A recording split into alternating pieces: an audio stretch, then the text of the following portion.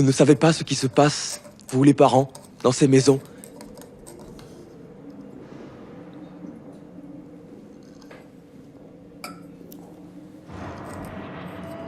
Mais si vous voyez les souffrances qu'on inflige à de pauvres gosses comme nous, croyant nous guérir,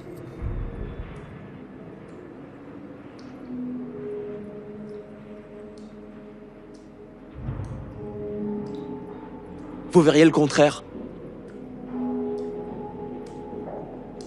Que ça nous guérit pas.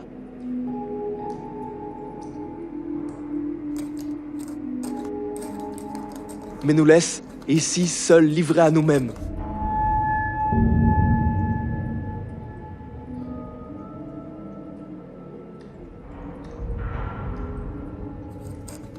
Je te supplie encore une fois de venir me voir. De me sauver une dernière fois. Occupe-toi vite de moi, ma maman. Et viens vite me voir. Caresse de ton malheureux fils, qui souffre trop peut-être. Et qui te prie de venir le sauver. Ouais. Roger. Ces gamins, ils ont jamais été entendus. À travers toi, grâce à toi aujourd'hui vivant, tout ce temps que vous êtes, ces mots-là, les mots de ces gamins, peut-être pour la première fois, vont être entendus. Grâce à vous. Vous, en tant qu'acteur aujourd'hui, vous avez cette mission-là ou cette chance-là, ce cadeau-là. Des lettres centenaires ont été miraculeusement retrouvées. Elles exhument un secret indigne de la République. Pendant plus d'un siècle, en plein cœur de Paris, des milliers d'enfants ont vécu un enfer dans les geôles de la Petite Roquette, le pénitencier des enfants.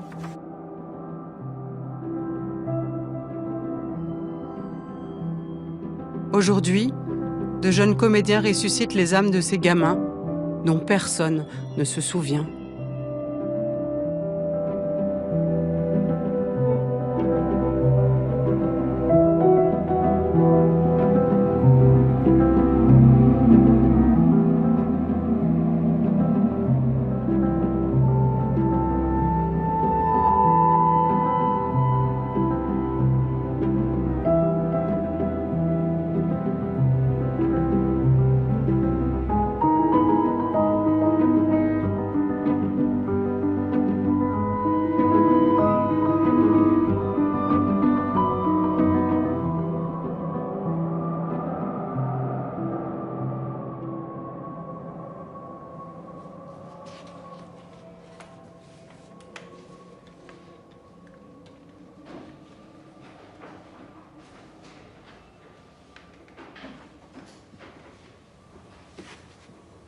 Depuis, c'est vainement que ma voix vous appelle.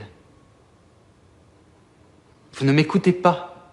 Vous ne m'écoutez pas, tu nous le dis à nous. Vous ne m'écoutez pas. Vous ne m'écoutez pas. Si tu vois qu'ils t'écoutent pas là, sur le moment, tu leur dis à eux. Saisis ce qui est en train de se passer. Vous ne m'écoutez pas. Vous ne m'écoutez pas. Et je reste sans nouvelles. Pourquoi me laissez-vous dans cette souffrance extrême? Pourquoi?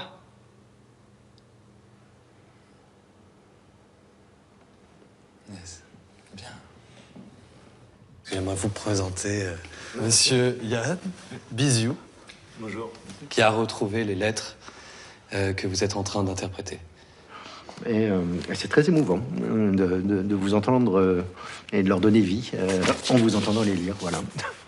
Alors, regardez comment on les a trouvés. Voilà. C'est un hasard complet. Ma grand-mère achète une maison en Normandie, ce qu'on appelle sur Folenchère, parce que quelqu'un l'avait acheté et puis il l'avait pas payé. Alors le notaire était embêté. Il fallait absolument trouver quelqu'un, donc il brade la maison. Et la personne qui avait acheté avait laissé des vieux trucs qui traînaient, dont une grosse malle. On ouvre la malle, dans la malle il y avait beaucoup de crottes de rats, et au milieu des crottes de rats il y avait des courriers. Et puis là, un hasard, ma grand-mère se dit, bah tiens, c'est étonnant quand même ces courriers, elle les garde. Et ma mère, et mon père, et puis moi après, et je vais faire des études de droit, et je vais avoir ça, et je vais faire ressortir les lettres un jour par mes parents. Puis là, je vais réaliser ce que c'est, c'est-à-dire c'est des lettres d'enfants prisonniers au début du siècle à la Petite Roquette à Paris.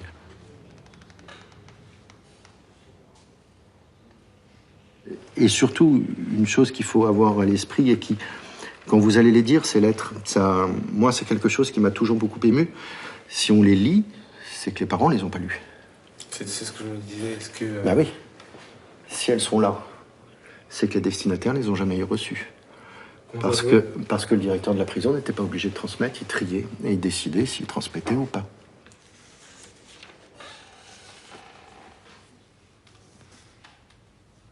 Cher oncle, je suis venu vous supplier en qualité de tuteur de ma famille, ma pauvre mère ne pouvant plus rien faire, de me réclamer et ne pas me laisser emmener en maison de correction pendant 5 ans, d'où j'en sortirai encore plus mauvais que quand j'y serai rentré.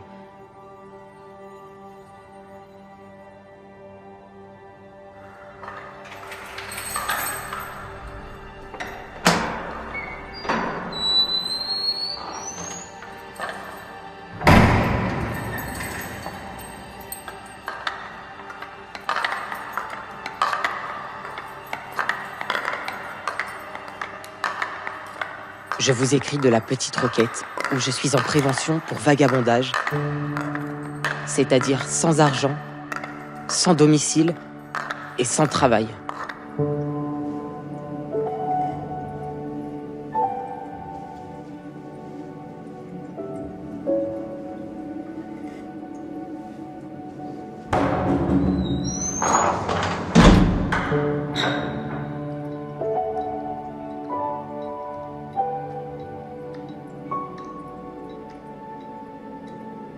Aussi, mon cher oncle, je viens vous supplier en qualité de tuteur de ma famille, ma pauvre mère ne pouvant plus rien faire, de me réclamer et ne pas me laisser emmener en maison de correction pendant 5 ans, d'où j'en sortirai encore plus mauvais que quand j'y serai rentré.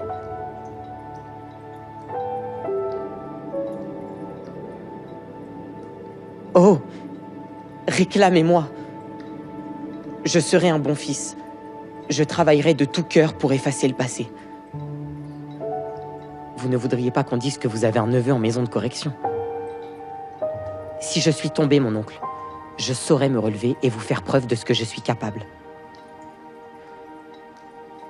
Ah, si papa n'avait pas quitté la maison où j'étais si jeune encore que je le connais à peine, tout cela ne serait pas arrivé. Ma pauvre mère ne serait pas malade et moi je ne serais pas là où je suis à ces heures. On aurait pu vivre heureux. Mais le hasard est si grand et la nature ne l'a pas permis.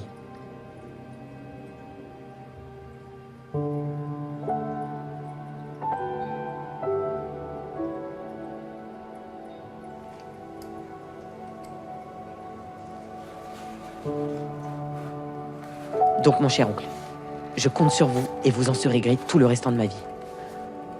Recevez, mon cher oncle, les humbles amitiés de votre neveu. Charles Jacquemin.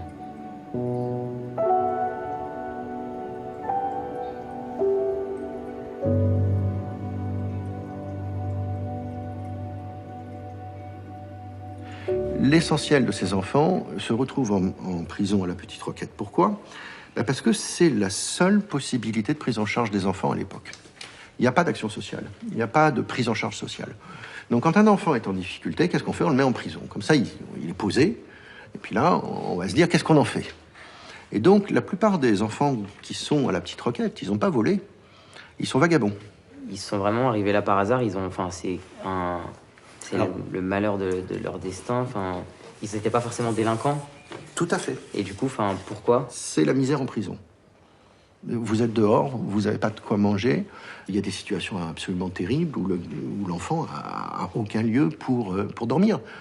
Donc, il traîne dans la rue jusqu'à ce qu'il se fasse arrêter par la police. Et là, on le met à la Petite Roquette.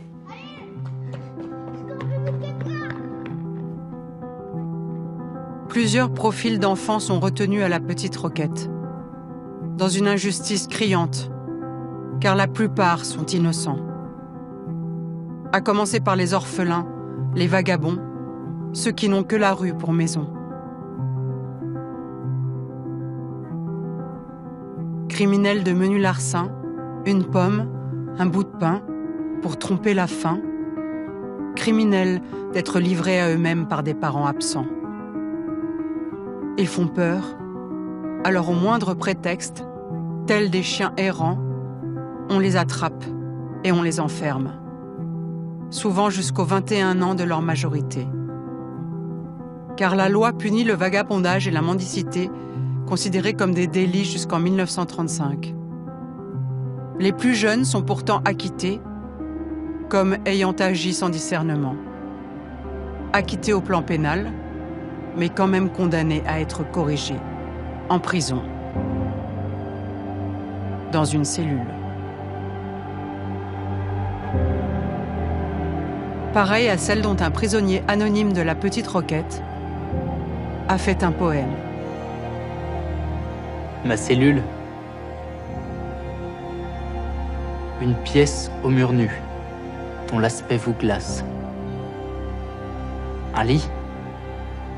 Une paillasse où l'on dort par besoin, comme distraction des punaises en masse. Un lavabo au mur, les WC dans un coin. 4 mètres sur 2. Et des murs de Bastille. Les meubles y sont fixes. Et le linge, grossier. La croisée, au placé, éclose d'une grille. Une nuée de gardiens rôde dans l'escalier. Où donc est le printemps? L'air? La verdure? Liberté que l'on n'aime que quand on ne l'a plus? Il me faut aujourd'hui reposer sur la dure. Et je regrette fort tous mes beaux jours perdus.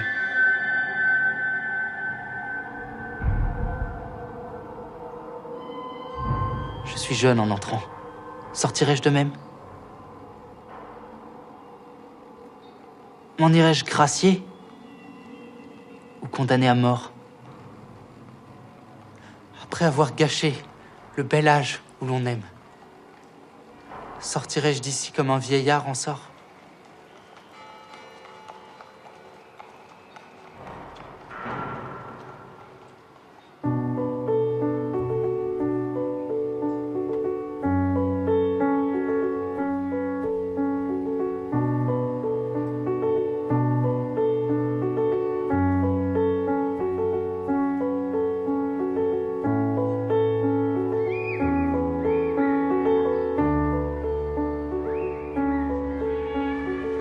Aujourd'hui, un parc de jeux a remplacé à Paris, rue de la Roquette, le sinistre pénitencier. Les familles s'y promènent sans savoir qu'a fonctionné ici une véritable machine à punir les enfants. À une époque où il n'avait pas d'existence pénale et aucun droit spécifique, quand la justice traitait les mineurs comme des adultes. En les jetant au cœur d'une effroyable architecture carcérale aux murs de forteresse. La prison est un hexagone parfait, dominé par une tour centrale. Immense et sombre, elle abrite la chapelle qui jette sa croix au ciel comme un index divin.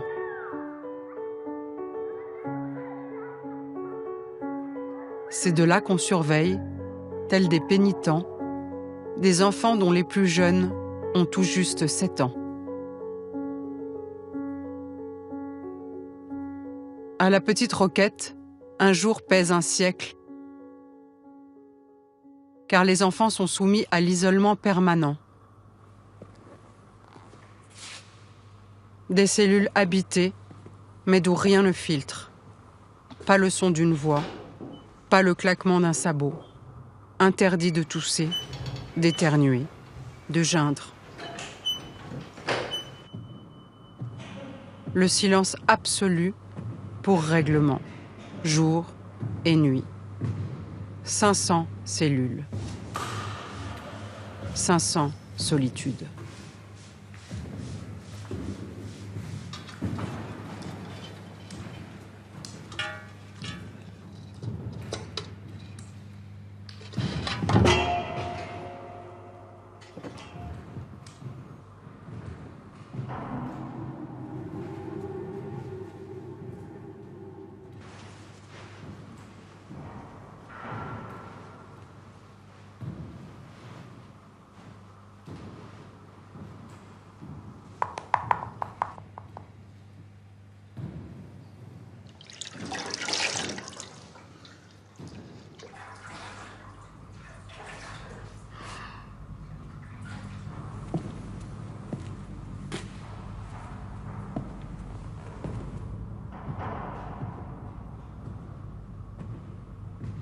Quand on crée la Petite Roquette, à l'origine, c'est la prison modèle.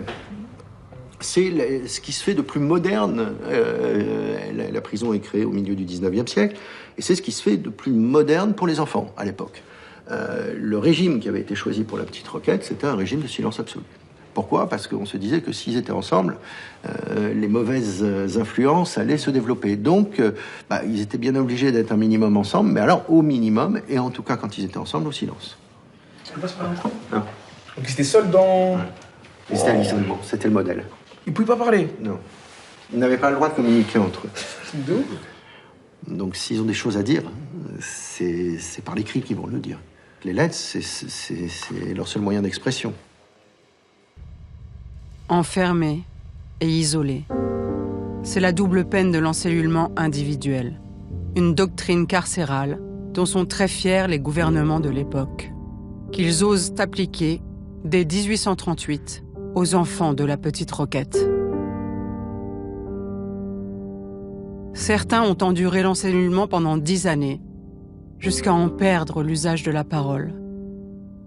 On sépare pour préserver de la corruption mutuelle qui soi-disant s'exerce sur un simple regard.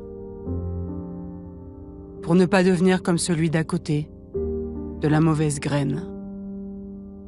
La mauvaise graine, c'est les apaches, la deuxième catégorie de jeunes détenus. Ces garçons qui défraient la chronique et effraient les honnêtes gens. Ces gosses à l'air frondeur et à la gouaille des faubourgs que rien ne rebute, ni le coup de poing, ni le vol, ni même parfois le crime. Ils ressemblent à cette plante sauvage, la roquette, qui donna son nom à la prison. Chère sœur, je t'écris cette lettre car tu dois avoir su que j'ai été arrêté sur le boulevard Raspail avec le cousin Milo et l'on m'accuse de vol et de port d'armes prohibées. Tu parles de la trempe que j'ai reçue. J'avais un œil au beurre noir et les oreilles grosses comme les poings. Et les bosses, je les comptais même pas car j'en étais rempli. Tu penses ? Quand je me suis revu au dépôt, j'avais pas le sourire. Car comme tu sais, je sortais de m'enfoncer 9 mois et je suis resté 7 jours dehors. Ce n'est pas trop, mais je te promets que quand je sortirai, je me mettrai au boulot. Car j'en ai assez de la vie de prison.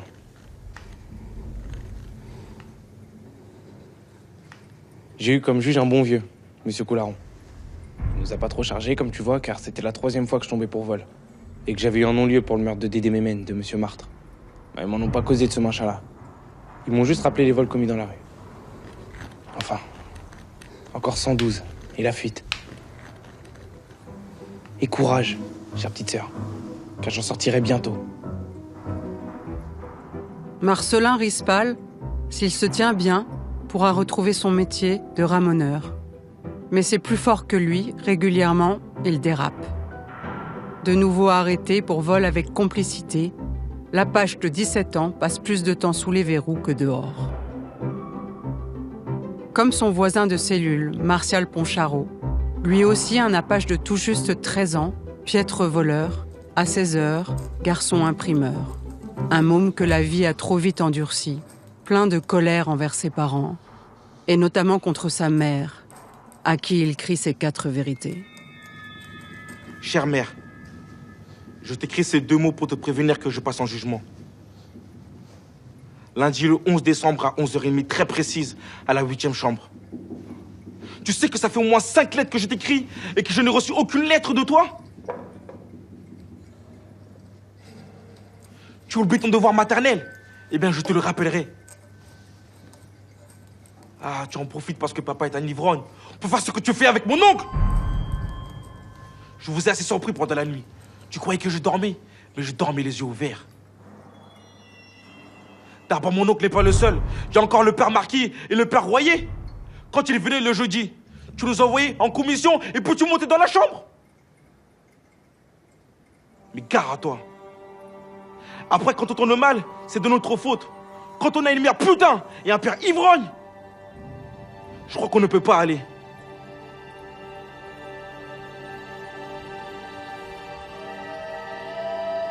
Mais mère, tu sais, c'est de ta faute si je t'ai écrit tes vérités. Tu t'es trop foutu de ma gueule. Je vois bien que tu n'es pas une mère. Tu es en train de rire pendant que ton fils est en prison. Quand je t'écris de venir me voir, tu ne me réponds même pas. Tu aimes mieux aller voir tes macros. Eh ben vas-y donc, cours si tu veux. Mais gare à toi et à tes macros.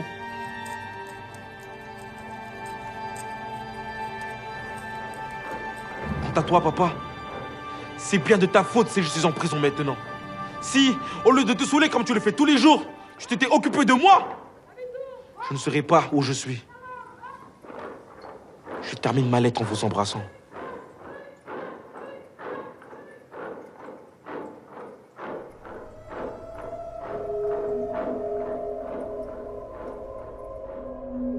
Entre les Apaches et les vagabonds, il est une troisième catégorie. Ni voleurs, ni orphelins, et la rue n'est pas leur foyer. Ce sont les garçons de la correction, le comble de l'injustice.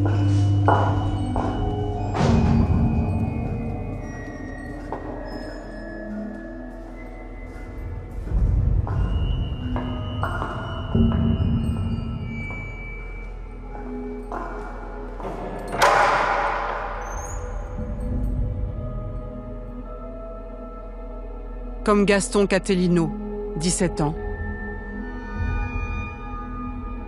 Jeté aux oubliettes par sa famille pour correction paternelle.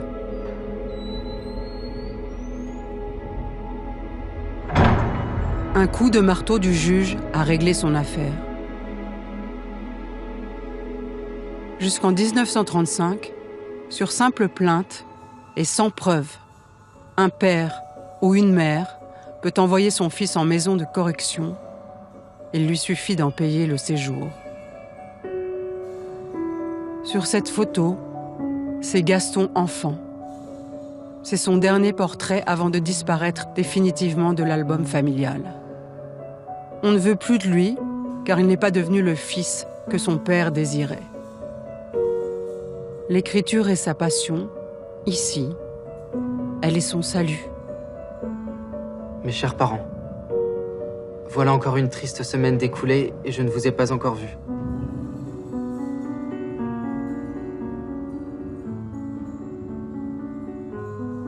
Maintenant, mes chers parents, lisez attentivement ces quelques lignes en vers.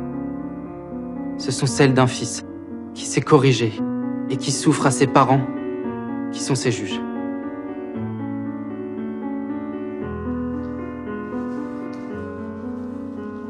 Mes chers parents, comme je ne voulais pas travailler, il y a près de 2 mois, vous me fîtes arrêter. Et selon votre volonté, vous me fîtes mettre dans une triste cellule de la vieille Roquette.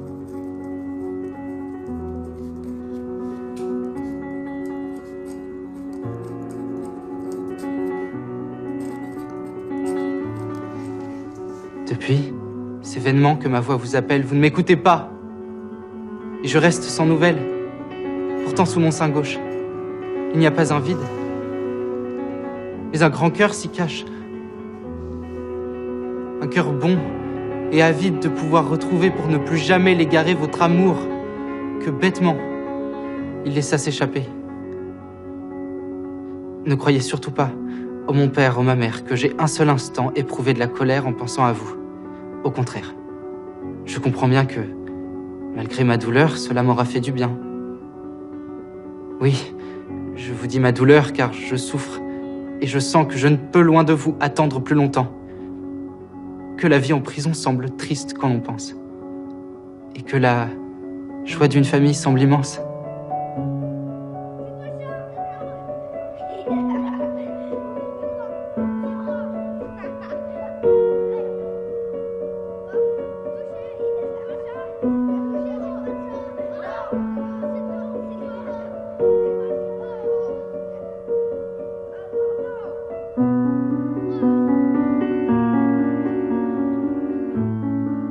Oubliez le passé et envisagez l'avenir, car bon et travailleur, je vais enfin devenir.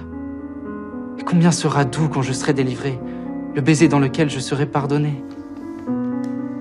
À bientôt, mes chers parents, car je sens que ma tête ne peut plus supporter la vie de la Roquette. Moi qui de me faire aimer avait pris l'habitude, et qui me trouve plongé dans la pleine solitude.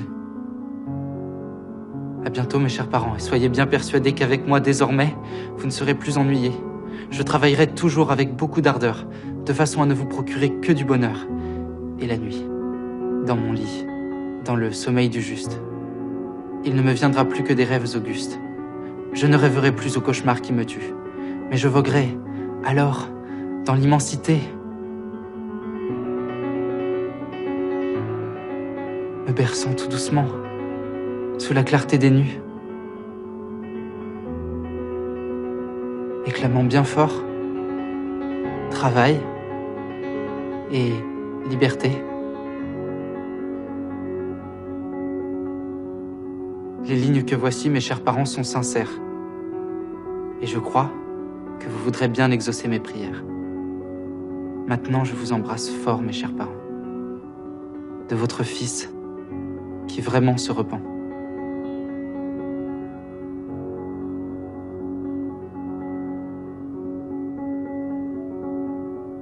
La supplique de Gaston a été interceptée par l'administration. Elle n'est jamais parvenue à ses parents. Mais Gaston a eu une vie après la prison. Sa fille découvre ces mots 107 ans plus tard. Paris, le 1er août 1909.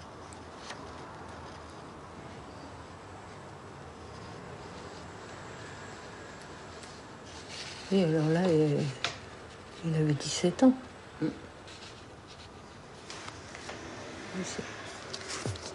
C'est pénible. Il est mort, j'avais 10 ans. Il était malade déjà depuis 3 ans, je crois bien. Enfin, alors dans son lit, il racontait pas sa vie. Et alors, on était au courant de rien, quoi. Puis après, ma mère n'en causait pas non plus. Elle disait que le grand-père était pas commode et tout, mais ça en restait là, quoi. Je voyais un grand-père sévère sans plus, quoi. On était passé même. Jamais on aurait pu imaginer des choses pareilles, qu'un gosse qui a, en fin de compte, qui n'a rien fait, qu'on le met en maison de correction parce qu'il ne veut pas écouter le père ou faire... Son père, je sais qu'il paraît que son père voulait qu'il reprenne sa suite dans sa serrurerie. Mais mon père n'était pas du tout bricoleur pour dessous, parce que je me rappelle que ma mère disait qu'un clou, il ne plantait pas. Mais lui, c'était écrire... C'est fou, ça, quand même. Tout en verre, tout en... Ça, il aimait écrire.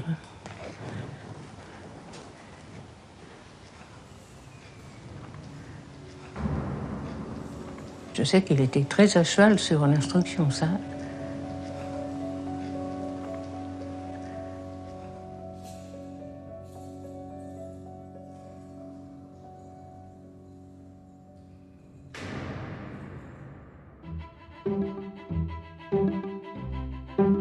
À l'hiver 1909, Paris est sous la neige, assailli par une vague de froid.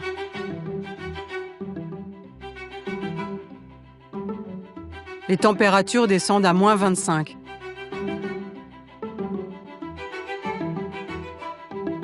Et personne ne s'inquiète des enfants emmurés dans le quartier de la Bastille.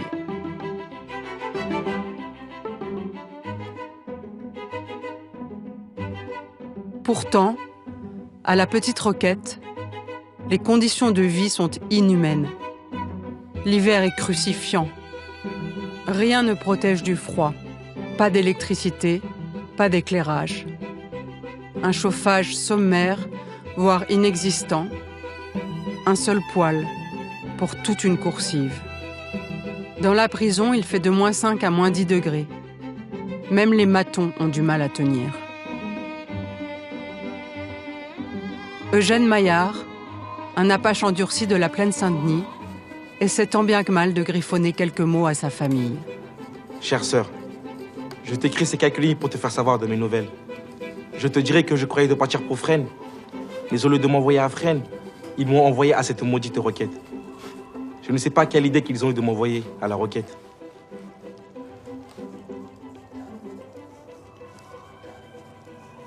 Tu parles. À cette maudite prison, on ne peut pas avoir de la cantine comme on veut. Je la crève. Je crève de fumée. Je crève de faim, je suis fou. Je bois de la flotte, tandis qu'à Fresnes, je boirais du vin. Enfin, je prends courage et patience. Et tu sais, il ne fait pas chaud. Je gèle dans ma cellule. C'est tout juste aussi que je peux tenir le porte-plume à la main.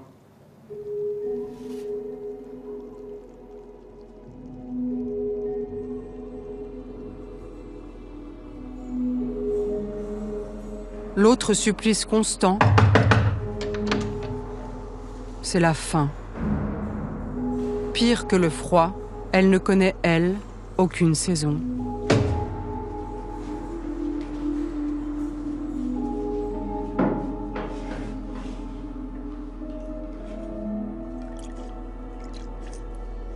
Le régime alimentaire des enfants suffit à peine à leur survie.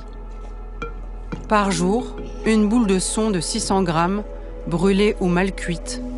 2 repas faits d'un maigre bouillon où flottent de vagues légumes. Le déjeuner à 9h, le dîner à 15h. Et plus rien jusqu'au lendemain matin. Roger est placé à la Petite Roquette en correction paternelle. Il est affamé. Il souffre aussi d'une rage de dents et sa mère le laisse toujours sans nouvelles. Désespéré, il se tourne vers l'instituteur de la prison. Je vous prie de m'excuser de vous écrire.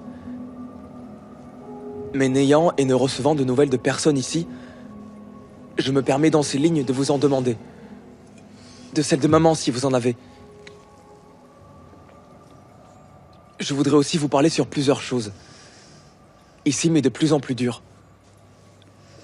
Depuis 3 jours que je souffre terriblement de nouveau de névralgie dans les dents. Malgré 4 cachets que j'ai pris. Remède ne faisant absolument rien d'ailleurs. De plus, le froid de la cellule augmente mes douleurs. Il est entendu que je n'ai que ce que je mérite, mais qu'on ait encore un peu d'indulgence pour moi, puisque vous avez vu que mon repentir était sincère.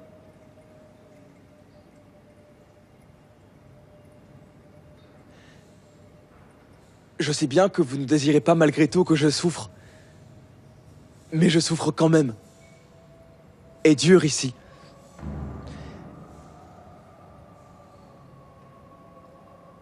Si ceux qui m'ont mis ici étaient à ma place, ils désireraient bien qu'on ait pitié. Et pendant qu'ils mangent bien, eux, moi je souffre même de la faim ici.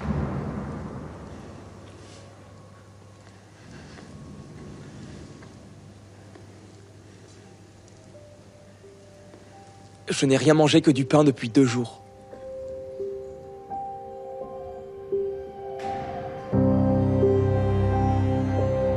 Les soins médicaux n'existent pas à la Petite Roquette. Il faut vraiment être mourant pour avoir droit à l'infirmerie. Certains maigrissent effroyablement, d'autres voient leur cou se gonfler de glandes, de scrofules, signe de la tuberculose.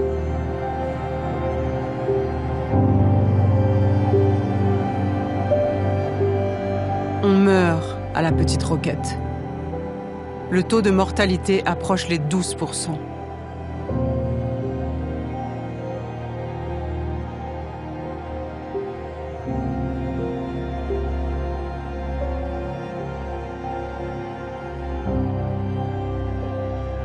Tous attendent une visite, une lettre, un signe du dehors, pour tenir, pour briser ces jours sans fin, tous semblables, tous inhumains.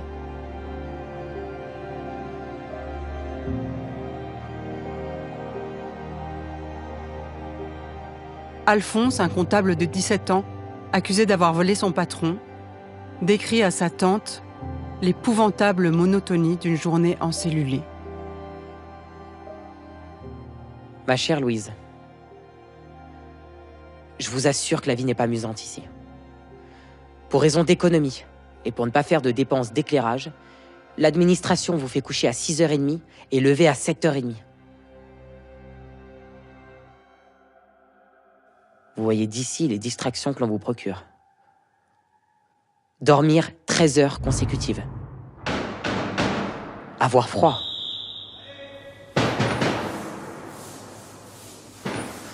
travailler le reste du temps pour arriver à gagner 8 sous par jour et sur lesquels l'administration a l'audace d'en retenir 4 aux frais de logement et de nourriture.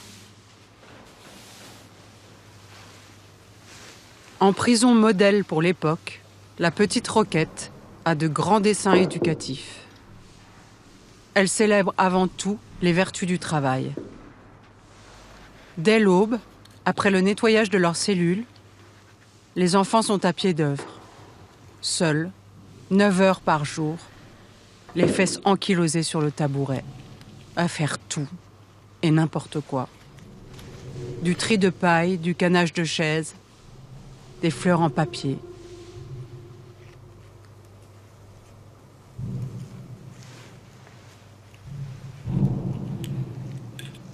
On les paie un peu, si peu, et l'administration en prélève la moitié. Il ne leur restera rien, pas même un métier.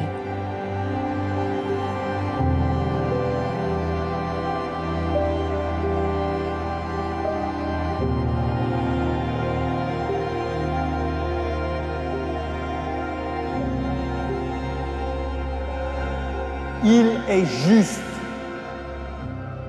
virgule, il est bon d'aimer et d'honorer ses parents. Point. À la ligne. Le pénitencier des enfants célèbre aussi les bienfaits de l'instruction. Tous les jours l'école, ou plutôt un simulacre. Sans jamais sortir de la cellule, porte entr'ouverte, juste ce qu'il faut pour entendre la dictée de l'instituteur. Leur devoir envers leurs parents devraient penser qu'ils donnent à leurs propres enfants un bien mauvais exemple.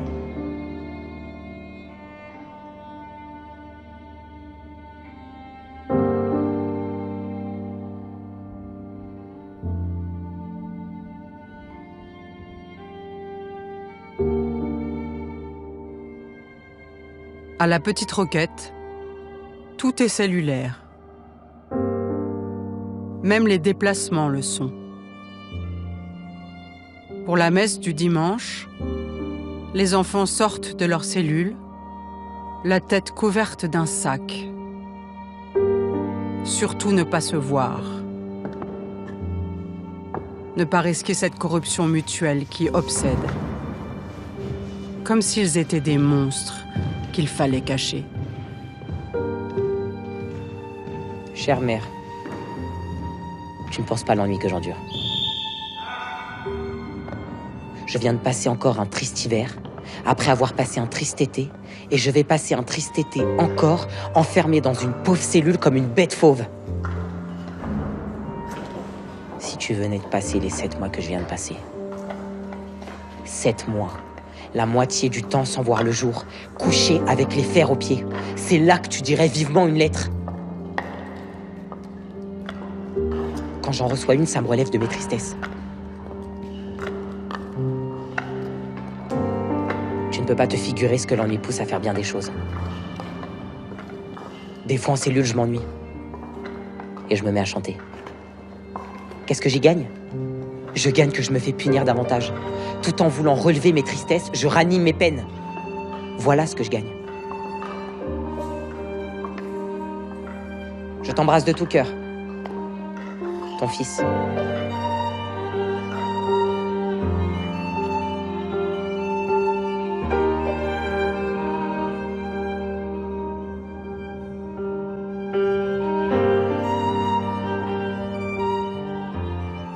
La chapelle, elle aussi, est cellulaire.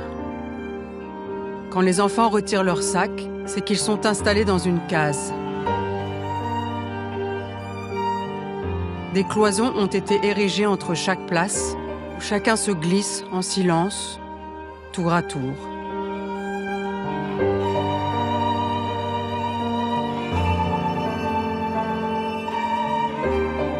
276 alvéoles, privant chacun de la vue de son voisin. 276 âmes solitaires, posées côte à côte.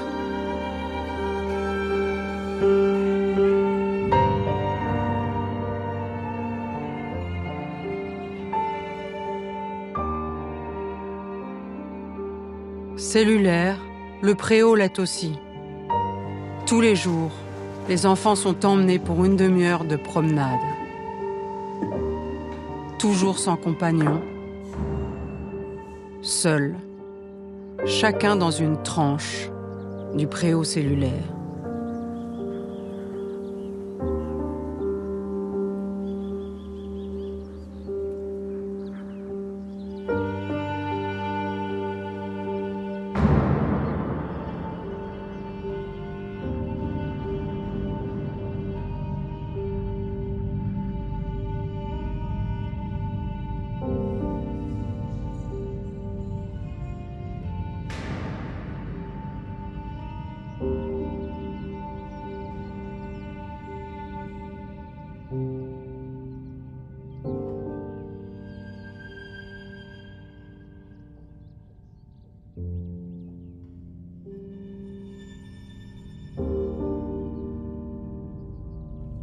Chers parents, j'ai été arrêtée mercredi soir 9h pour outrage aux agents. Mais ne crois pas que je serai guérie en sortant d'ici. Je porterai toujours dans mon cœur la haine des grands qui nous oppriment, la haine des lâches qui nous guident et nous laissent là ensuite.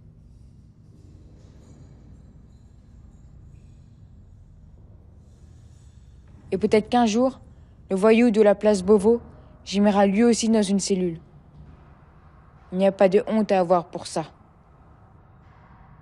Mais il faut vraiment que les serviteurs de l'autorité aient peu de travail pour passer un gosse de 16 ans à tabac, et surtout s'y mettre à 3, pour faire couler l'encre sur la paperasse administrative, l'incarcérer en cellule comme un être éminemment dangereux. 12 pays, 12 républiques. Je t'embrasse bien fort et t'envoie 1000 baisers. Ok.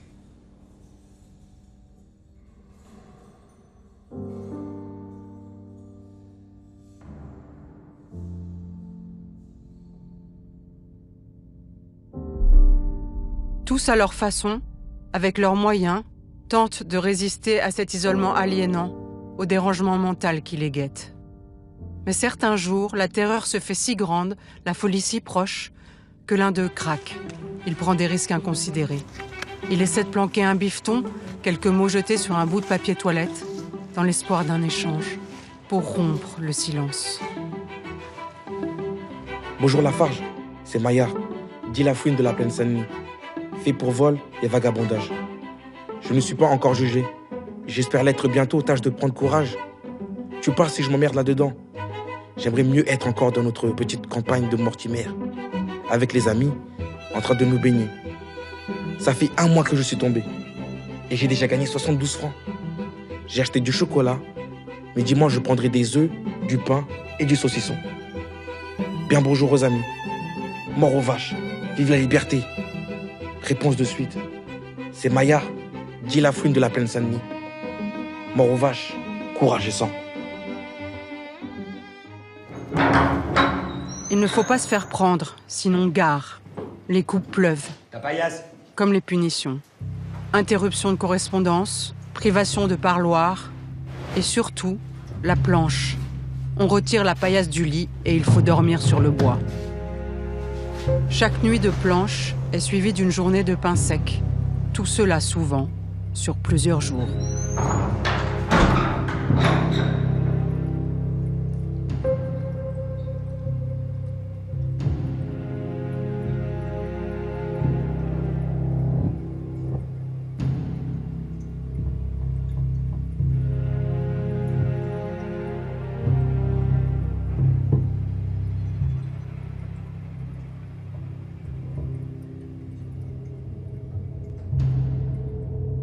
Mais le pire, c'est le cachot. Les plus irréductibles y entrent les fers aux pieds.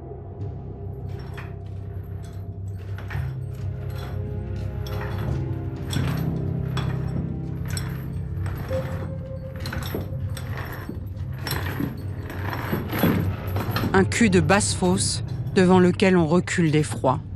De l'air, à peine, juste ce qu'il faut pour respirer et se remettre des corrections. Voilà 10 jours que je suis au cachot. Et ma foi, je ne sais pas la punition que j'ai. Faut espérer que ça ne tardera pas maintenant. Car je vous jure que c'est dur. Mais il faut prendre son mal en patience.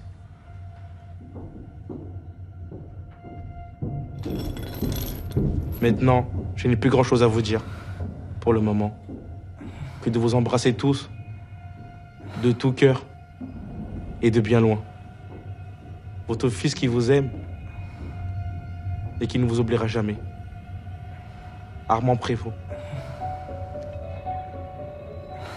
Armand qui vous souhaite bonne santé et bon courage. Réponse la plus vite. Car je m'ennuie.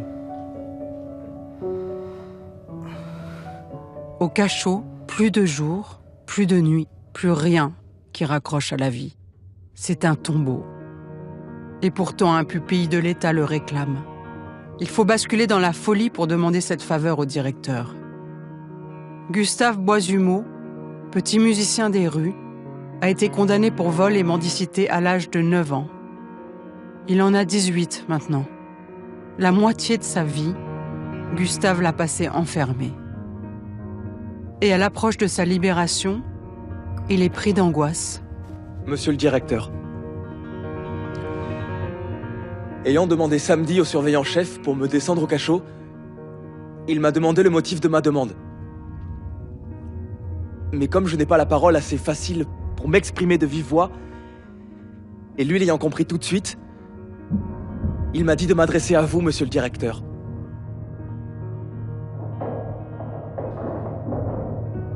Vous trouverez sans doute que j'ai là une idée bizarre. Si je suis bien en haut, pourquoi me trouverais-je mieux en bas? Que voulez-vous, monsieur le directeur? Je crois que je vais devenir fou avant ma libération. Les 3/4 du temps, je ne sais pas ce que je fais. Je ne peux pas tenir en place. Je voudrais m'étourdir en marchant dans ma cellule, afin de ne plus penser à cette liberté dont je suis privé depuis le 27 mars 1900.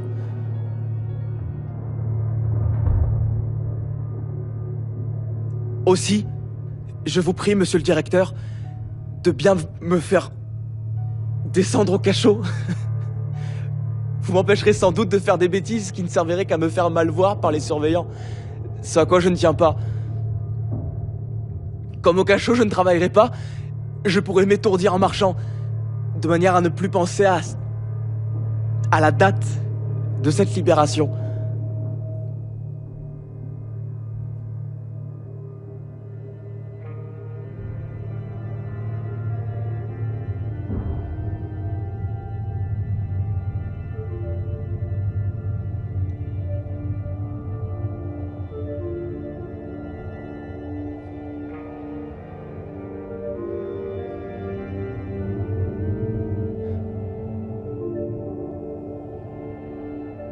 Puis au cachot, je n'entendrai pas les bruits que j'entends ici. Cela fait 3 fois cette nuit que j'ai entendu de la musique. Ce qui est pour moi une joie qui tient du délice. Et en même temps un supplice atroce. Car j'ai été musicien pendant 4 ans. Veuillez agréer, monsieur le directeur, les sentiments de profond respect et d'entière soumission que je vous dois. Le pupille, Gustave Boisumeau, mai 1910.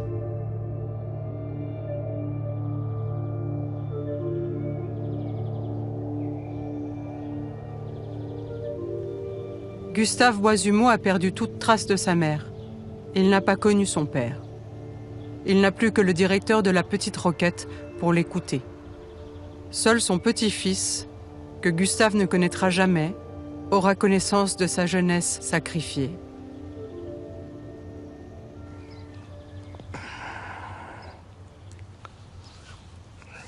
C'est sûr que ça va mieux. Je savais pas qu'il avait été emprisonné. Et mon père l'ignorait aussi, certainement. Et ma tante aussi, parce qu'elle nous en aurait parlé. Elle nous a parlé beaucoup de son père, dans ce qui s'était passé, des choses graves. Mais elle n'a jamais parlé de la petite Roquette. Mon père non plus, donc il l'ignorait. Bon, je savais qu'il traînait dans les rues de Paris et qu'il inventait des choses pour ramasser un petit sou par-ci, un petit sou par-là, comme il disait. Il avait inventé un animal qui mettait sous son chapeau, qui s'appelait le cacatifus. Ça, je sais parce que mon père me l'a souvent dit et il le connaissait par cœur, parce que son père lui avait appris.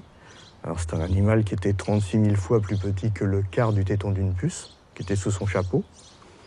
Il faisait la quête, les badauds arrivaient, un petit sou par-ci, un petit sou par-là. Et éloignez-vous parce que je vais retirer mon chapeau et l'animal est dangereux. Alors, les badauds s'éloignaient bien sûr, ils ramassaient les sous. Et puis ils partaient en courant avec il mettait son chapeau sur la tête et il partait en courant. Voilà.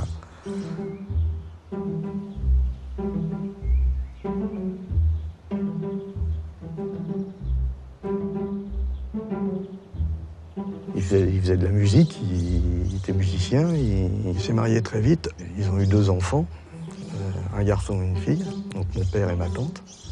Il a essayé de travailler, on va dire, normalement, c'est-à-dire que d'avoir un statut social, voilà, et il est rentré en compagnie de tramway.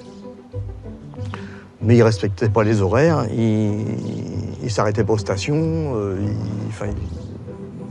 voilà, il faisait un peu n'importe quoi. Donc le couple n'a pas bien fonctionné parce qu'il n'y avait pas d'argent qui rentrait à la maison et ma grand-mère a décidé de divorcer. Et à l'époque, c'était vraiment, avec 2 enfants, c'était compliqué pour une femme. Il n'a pas admis et il a enlevé mon père.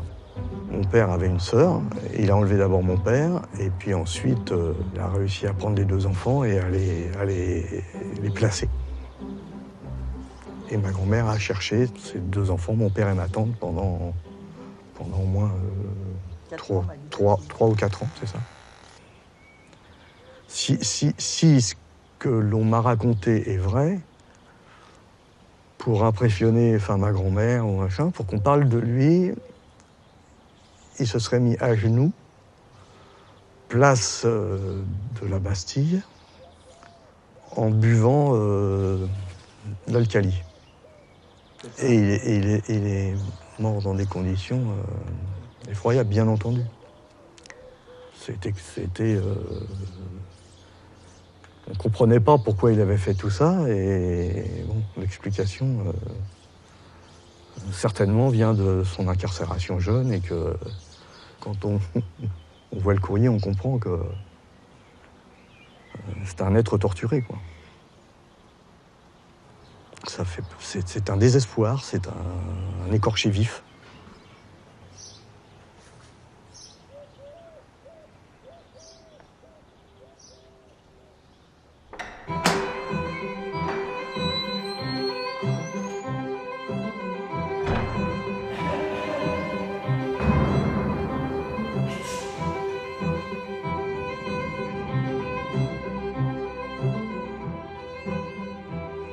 En 10 ans d'enfermement, Gustave n'a pas connu que la prison.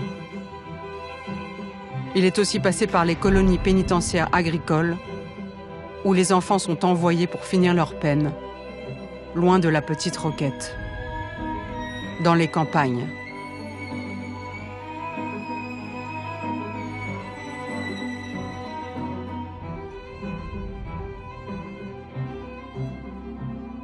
Il y en a des dizaines dans tout le pays. Les colonies doivent permettre un amendement de l'enfant par la terre et de la terre par l'enfant, selon la belle formule d'un célèbre inspecteur des prisons. En réalité, elles sont de véritables bagnes pour enfants. Les cadences y sont infernales. On y travaille de 5h du matin à 21h tous les jours, dans une discipline militaire féroce. L'apprentissage, il est le plus souvent inepte. Du bûcheronnage, du cassage de cailloux, des travaux forcés.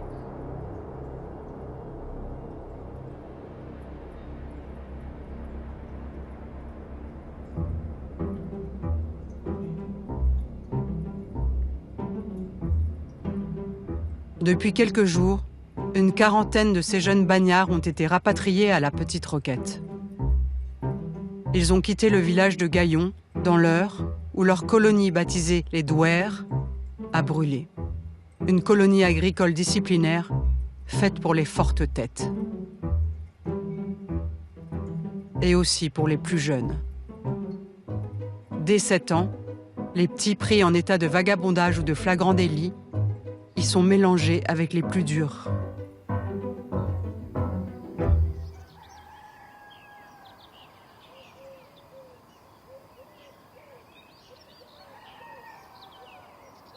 Ici, sur 200 hectares de terre, 400 colons ont été exploités, loin des regards.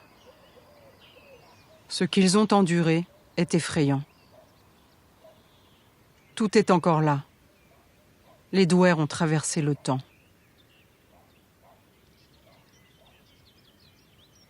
Dans les sous-sols des maisons du personnel de la colonie, dans ces caves reconverties en mitards, les enfants maudits ont laissé un signe de leur existence.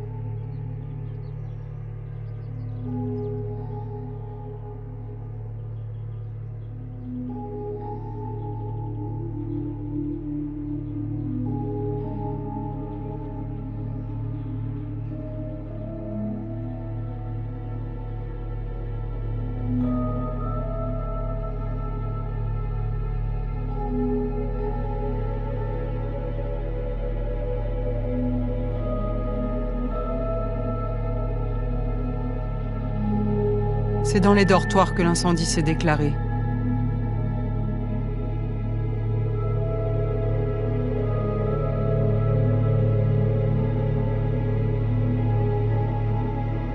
Les murs en portent toujours les traces.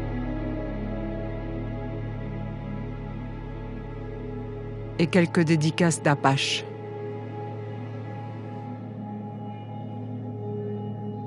Arrêté à 14 ans pour vagabondage, Raymond Soibeau témoigne de son calvaire. Chers parents, quelle surprise pour vous quand vous allez recevoir ma lettre. Je suis à Paris, à la Petite Roquette.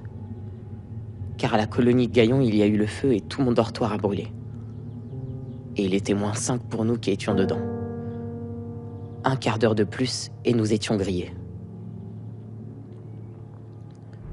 Que je suis content d'être parti de cette maison de souffrance où je me suis si souvent révolté, parce que j'étais frappé, martyrisé, mangeant plus souvent du pain sec que d'autres choses. Et quand je n'étais pas content, il y avait de la trique. Sur mes lettres que je vous ai écrites, j'ai été forcé de dire que j'étais bien, car mes lettres ne vous seraient pas parvenues.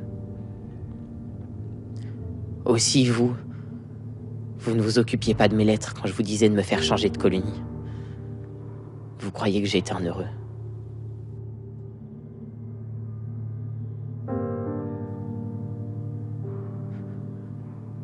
Ah, chers parents, le jour où l'on m'a dit que je partais de Gaillon pour venir à la Petite Roquette, je sautais de joie. Je croyais être au paradis. À Gaillon, colonie de malheur, il y a 14 mois que j'y étais. Ça faisait 12 mois que je passais en cellule, tous les jours frappé ou menacé. Il était évident que je me défendais ou que je menaçais. Et voilà pourquoi j'ai si mauvaise conduite. À la Petite Roquette, je suis très bien. Il n'y a que 2 jours que j'y suis, mais je vois que c'est un paradis auprès de Gaillon tant nous sommes dirigés avec douceur. Aussi, chers parents, je voudrais y rester. Il me reste 34 mois. Je préférerais les faire ici, en cellule, comme je suis, que de retourner à Gaillon. À Gaillon, on nous disait, si vous bronchez, la trique est là. Le long du couloir sera rempli de votre sang.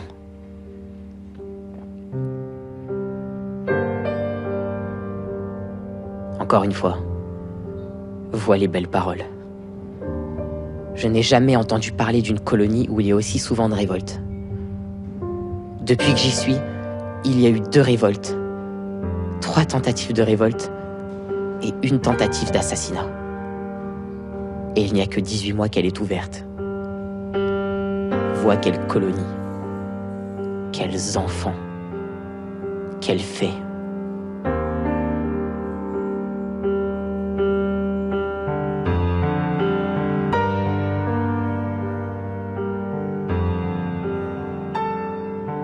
Aidez-moi. Je compte sur vous car, pauvres parents, j'ai besoin de vous pour me consoler. Autrement, je mourrais de douleur. Je vous embrasse de tout cœur et je ne vous oublierai jamais. Votre fils qui vous aime, Raymond.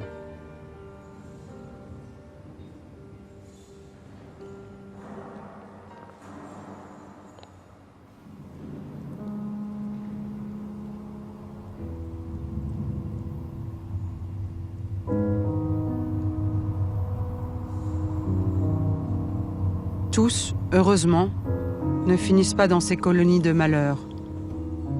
Comme Gaston, enfermé depuis 4 mois en correction paternelle. Les lettres du poète de la Petite Roquette sont restées sans réponse. Son père refuse toujours de communiquer avec lui. Alors il a écrit et demandé de l'aide à Monsieur Blond, le directeur de la prison. Mon pauvre ami, j'écris aujourd'hui à tes parents pour leur demander de te reprendre auprès d'eux. Mais je crains que malgré mes efforts, tes parents qui m'ont paru avoir de sérieux griefs contre toi ne croient pas en ta parole. Si tu n'es pas bien sûr d'avoir une conduite irréprochable chez tes parents, reste où tu es et apprends un bon métier qui te servira dans l'avenir. Bon courage. Gaston n'a jamais revu ses parents. Il a fait comme tant d'autres. Pour fuir le pénitencier des enfants, il s'est engagé à 17 ans aux confins de l'Algérie, dans les bataillons d'Afrique, les BATDAF, des régiments disciplinaires formés de repris de justice. Puis il a survécu à 14-18. Il a eu un métier. Il n'est pas devenu poète, mais comptable.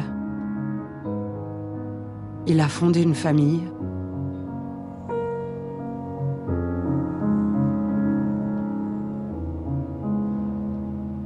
Et il a eu 2 enfants.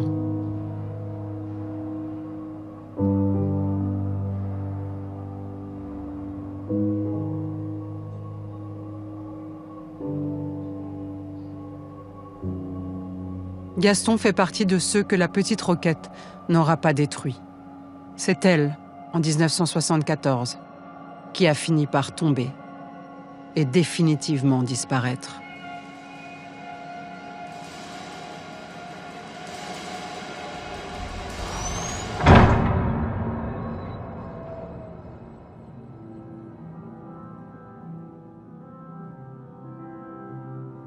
Pendant presque 100 ans, de 1836 à 1929, des milliers d'enfants sont passés par les geôles de la Petite Roquette. Et malgré la naissance du premier tribunal pour enfants vers 1912, actant la naissance de la justice des mineurs, le régime carcéral de cette prison est resté immuable.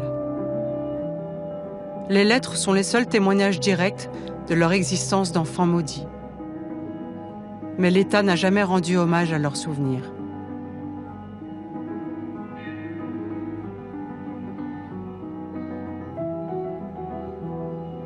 Ce film honore leur mémoire.